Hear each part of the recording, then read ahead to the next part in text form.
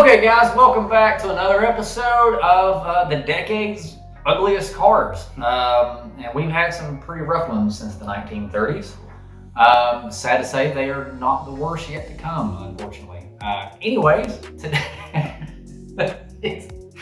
today we are looking at the 1960s. So let's go ahead and get this thing kicked off. Harder than a field goal. So, first thing we're going to look at in the 1960s is the 1965 AMC Marlin. What the Oh, and like a marlin, we really hope it gets eaten by a bear similar to an upstream trout. It's bad, guys. I feel like they attempted to design an aerodynamic car and said, you know what, let's just make it aerodynamic, but let's not care how it looks. Let's also not care about our passenger safety, because given this particular design, as soon as you pass 50 miles per hour, you're going to have an incredibly high amount of rear lift in the back of the car. At 75, the back tires is only going to have like 30 pounds of pressure. Probably going to lift off. It's just skating around. Now, just the rear end of this thing is hideous. It looks like they took a wagon and then just sloped it up. Ta-da! Ugh. It's even worse. And of course, everyone's looking away from the car because why would they want to look at that? They're looking for someone to destroy it. They're like, hey, where's the best cliff we can drive this thing off of? Well, over there. Way over there. I've done seeing this car, I'm going with it. Because I bought it, I'm going down with the ship. That's just ugly. That is so bad. And it gives you like no trunk space at all. Look at that. You can't, there's no way you can have any efficient trunk space in that. So beyond being hideous, it's also completely unnecessary. Useless. Useless.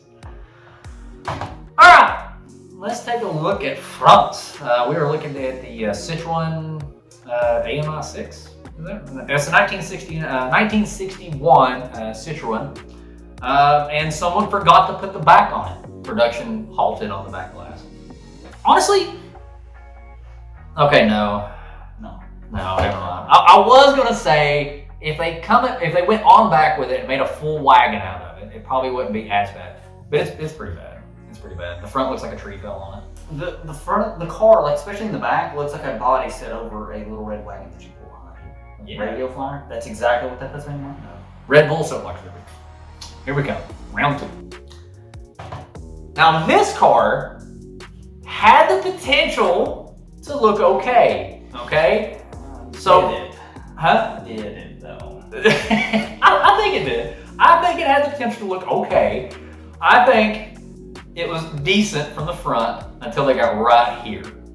And then everything gobbled together. This looks like a poor Photoshop, is what this looks like. All right, guys, this is a 1961 Plymouth Valiant wagon, and the back of it is child's Play-Doh mashed together. I think I have here's another picture. I had to get another picture of the back of it. Oh, Look at that. Look at the taillights. Oh, that's hideous. It looks like some kind of like mad amphibian. But what kills me is like, look at these body lines here. And then all of a sudden they V-shape back out and go like, let's do that. That had to have been designed as a sedan first, and then the wagon was made after as a budget. I think what happened is guy number 1 designed the car to here and then said, I quit. And they're like, hey, Bob, Joe. The guy that cleans the bathroom. The Janitor Scruffy, come here and finish designing the rest of this car. And he's like, okay, that is garbage. It looks like the toilets he cleaned. It looks like, you remember the Red Green Show? Yeah. When they would like cut cars in half and put them together? Yes. That's what happened. That is what is done on a production level. Yeah. Oh my god. There you go, guys. Okay. What else do we have? Oh. Now this one's gonna hit the Mopar fans, and a lot of people's gonna be pissed at me, but I don't care who you are. This particular year of the Dodge Dart is hideous. That is the worst disgusting grille and headlight setup I have ever seen. That is bad. Maybe if someone redesigned the front of that car, it would be okay, but It is. It's hard. I don't like any of it. It's bad. I don't like any of it. That grill is hideous. So Mopar fans, I'm sorry, but don't worry. There is a Mopar on the good looking cars. Okay, the next one coming up. This is the Marco Anizzata Lombardi Grand Prix. I don't know. I'm completely destroyed the name on that. They destroyed the design. I completely destroyed the name on that. They destroyed the design. And to the next car.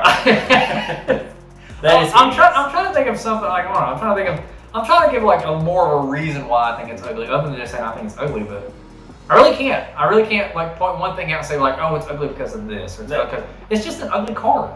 The viewers, they see it. Maybe you don't think it's ugly, but I do. I just think this is a bad car. When the headlights are down and you only see the front of the car, it don't look bad. Yeah, I mean maybe that's what it is. Which I mean, massive headlights. Those are like 12-inch headlights. They are a little big. It's either that or a bit much. much. Oh. Yes. That looks like a cheap China-made kit car. This is a Marcos Mantis M70. Mr. Marcos, please stop. Whatever you're doing now, I really hope it's not designing cars, because that is terrible. He was probably doing drugs before he designed this car. This looks like something that you can find on Pinterest on how to create out of cardboard for your child to play in the front yard. The HOA would definitely be trying to kick you out. The tires are way too small. The back glass section out there is way too big. The nose looks like a shovel. Instantly got shovel from that as well. Yeah. There you go, folks. No. The Marcos Mantis. Let's see. Oh, that's it. As for ugly cars, that is all we have for the 60s, guys. Thank God. I know, right? All right, guys. What do you think is the ugliest car? I'm just going to go ahead and say that I think it's going to be a toss-up between the Marcos Mantis and the Citroen. The Mantis. It's so absolutely awful. Hands down, the worst car I've seen yet. Zero debate. The worst car that you could possibly buy is the Marcos Mantis. Ugh.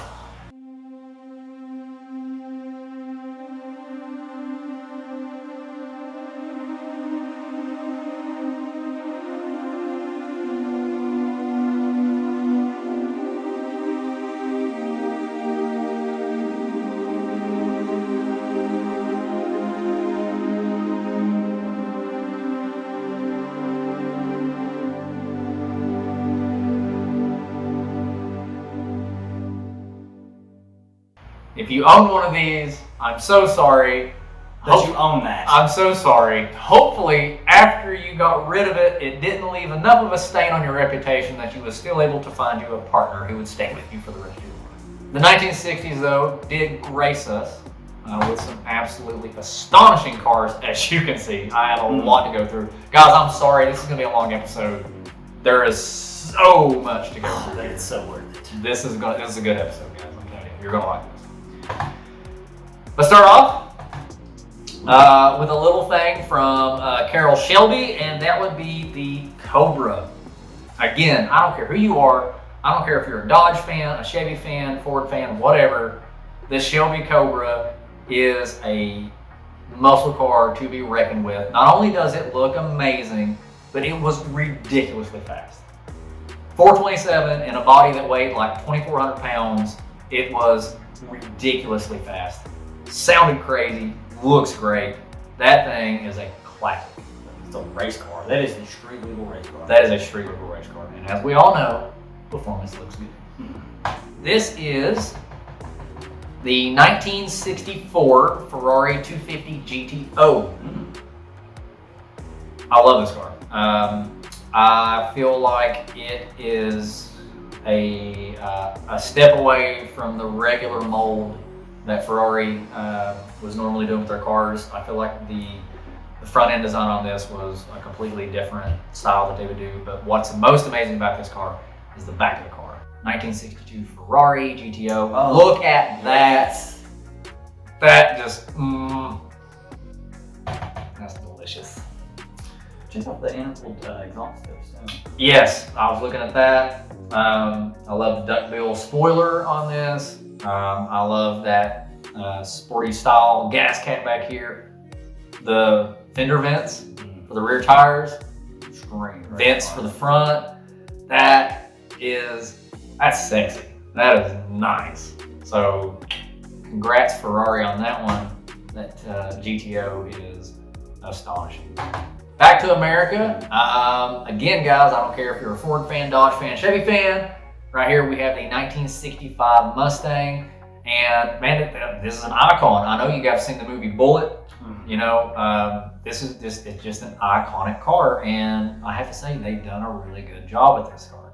I'm a fan of the shape of the rear quarter sections. I'm a fan of the grille. I really like the grille probably the most. That's what I like about the most on it. Yeah, the convertible 65 is just a classic. Yeah, there's actually one of these running around Paintsville. It's a hardtop. It's like a maroonish red. I've seen it. Yeah. And the guy daily drives it like all the time. So, speaking of which, if you are the guy with the maroon 65 Mustang running around Paintsville, hardtop, I see you daily driving this thing all the time, you go, man. Awesome. Love the car. Looks awesome. And I love the fact that you daily drive it and it does not sit in your garage collecting dust. And for those of you that have cars like this and they sit around collecting dust, shame on you. We had another Mustang hit the best looking cars. This is the GT500. And this is one of the cars that I have to say, it doesn't for me necessarily hit the best as that it looks the best, but it was the performance side that I could not ignore. You cannot ignore the performance of the GT500, and it still looked pretty good on top of it. That was just a very good, a very well-performing high horsepower car. And there's nothing more American and muscle than having a big, massive V8 in a lightweight, small car, muscle car.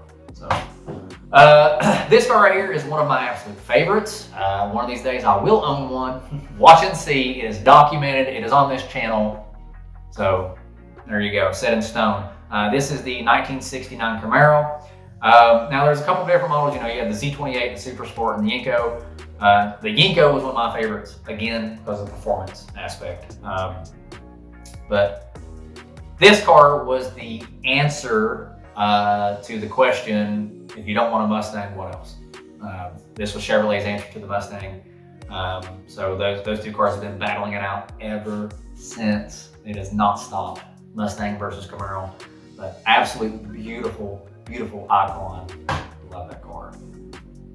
Okay, now, I know we had the episode where we was talking about how absolutely revolting the Lincoln Continental was, so they redeemed themselves in 1965 with this. This is a good looking car. It's not super flashy. It is clean. Very clean. Very clean. And that to me is what I think makes it look good. I love the headlights. I love the beefy front end. Rear suicide doors. Yes, I know. That's very nice. I love that. This thing was class. This thing was low key class. This was like, I have money and I have a good taste in cars, but I'm not going to go bragging about it. I like the hardtop versions too. They look really good. I like the hardtop versions better, but this car definitely looks. Green Hornet, if I'm not mistaken, it was one of those movies. That was actually. I'm pretty sure it was the same car. Okay, so I know I already saw the comments from the previous videos, and people were like, well, where's the Japanese cars? It's all American cars and it's Italian cars. You don't like Japanese cars. I love Japanese cars. But if you can show me a beautiful looking Japanese car that was from the 50s and lower, please do so, because I looked. I've never known. I've never seen a beautiful Japanese vehicle from the 50s down. However, they were very bland. They were very, this is what you get. You drive to work, you come home, you don't talk about your car. You're lucky you have a car. However, I will say, after the 60s, Japan started breaking out some absolutely ridiculously good looking cars. And this was one of them. This is the 1967 Toyota 2000 GT. And I love this car. I think the headlights are absolutely gorgeous. The back, the tail lights. I love the tail lights of this car. It has, it actually has kind of that. It has a similar feel to the American Coke bottle style. Yeah. But it also, I tell you something else that reminds me of too is the Opel GT. Yeah. Reminds me of the 1973 Opel GT. So obviously the Opel GT drew some inspiration from the 67 Toyota 2000 GT. Gorgeous car, loved it. Next car on the list for the Mopar fans, and of course the Dominic Toretto's all alike, the 68 Dodge Charger. This thing is huge. This is a big car.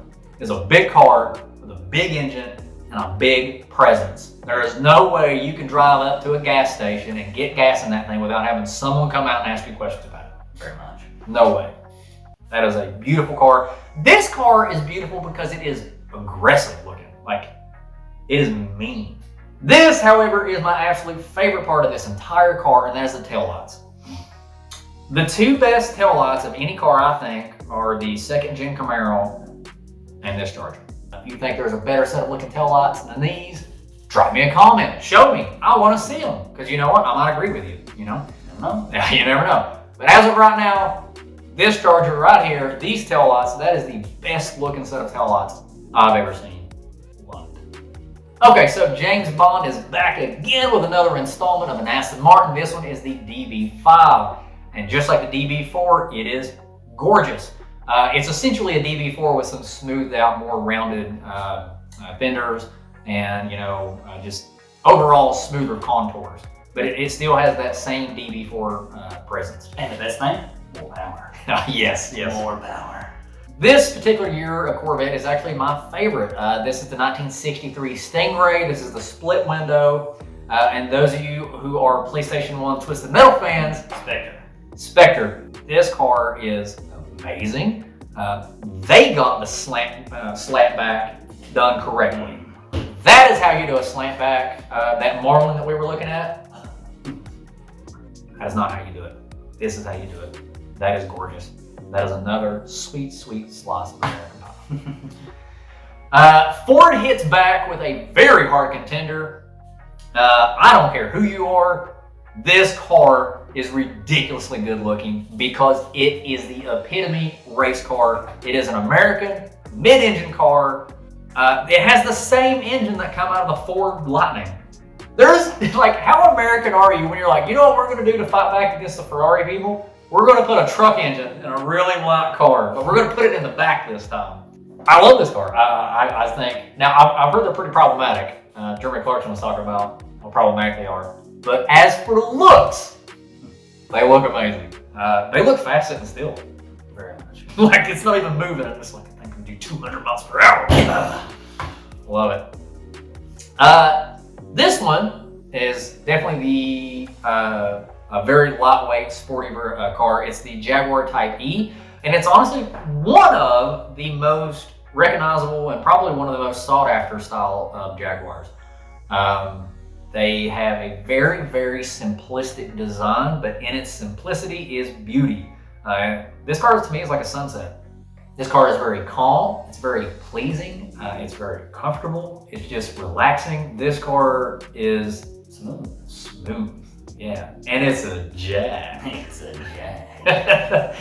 This is the kind of car you hop in and you drive away through the sunset, and just, I can't imagine having a bad day driving a car like that. That is such a awesome, beautiful, beautiful car. For those of you who have seen the movie Triple X, you guys have seen this car. This is the Le Mans GTO.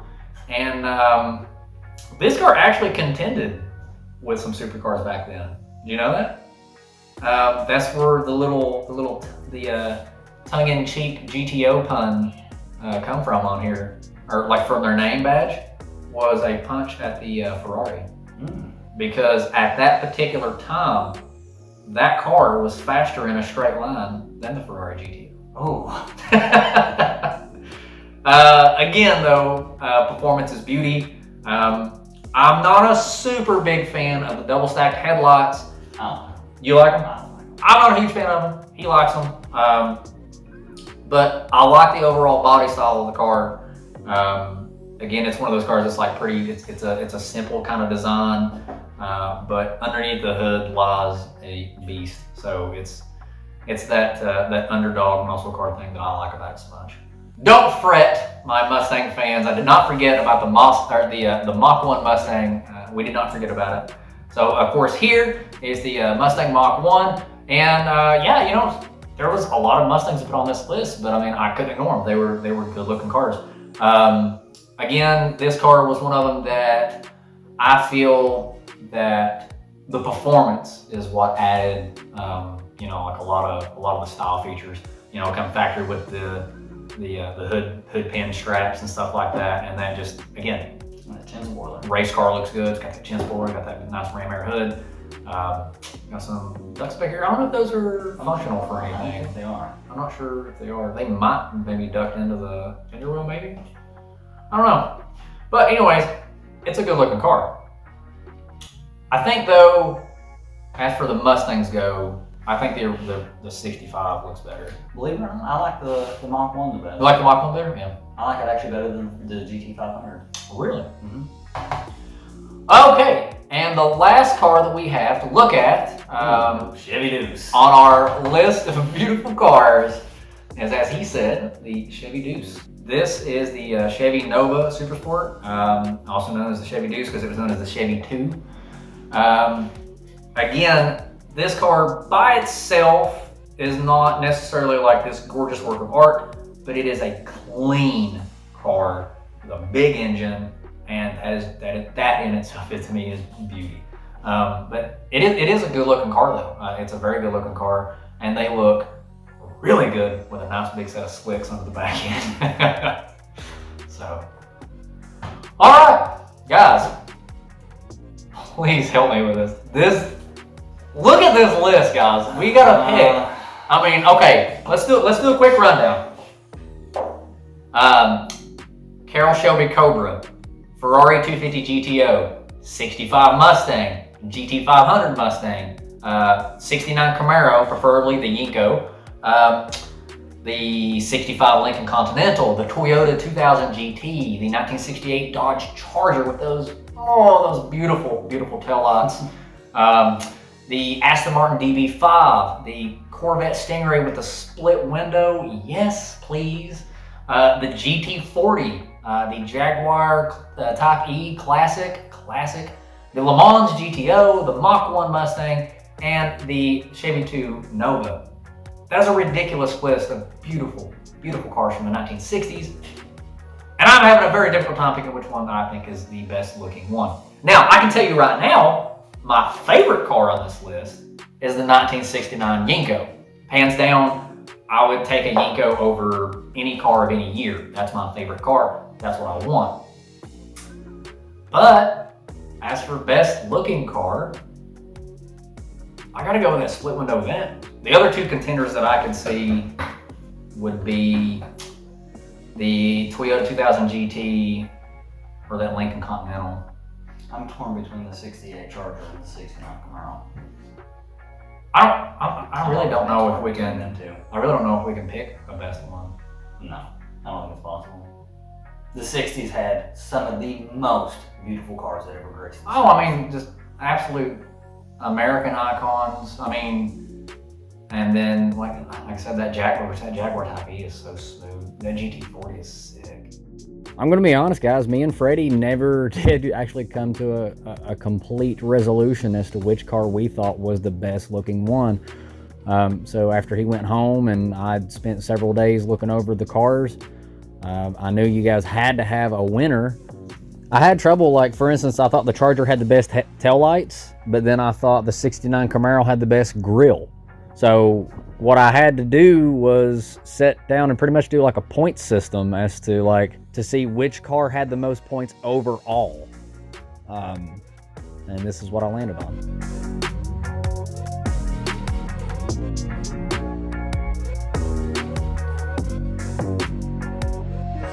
All right, guys, thank you so much for tuning in. And as soon as we can, we'll get the 1970s for you. If you guys have, if you have any cars that didn't make this list that you feel really should, drop me a comment. Let me know. I might be able to fit them into another episode. Or if it's a year that's not happened yet, please, by all means, definitely send me all of them that you think are the most beautiful cars, and send me those repulsive ones, the ones that make you gag when you see them. Always have them in next week. See you guys later.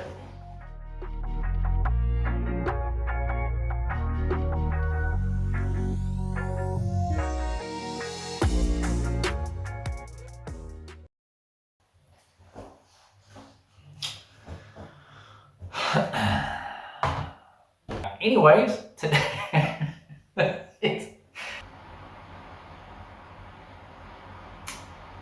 And to the next car. There is the all side.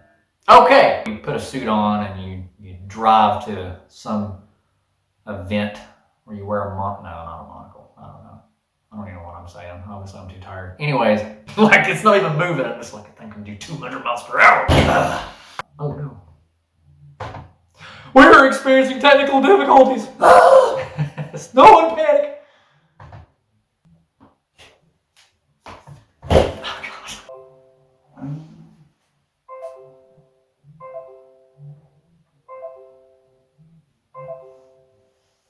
I don't have my phone right now. Bling, bling, bling. Hang on just a second, I'm recording. The Marcos Mantis, hands down, is that Marcos Mantis is uglier than any of these cars are pretty. it's pretty bad. Yeah. It's close. It's pretty bad. There's so many cars from the 60s. There's a lot. If, There's a lot. If you added like all the pretty cars from the 60s, we would be here forever. It took me 3 days to do this list just for the 60s because I could not narrow them all down, and I knew I didn't want an episode to last 30 minutes. Like, man, I'm a real boy. That's one of the bloopers. Oh man.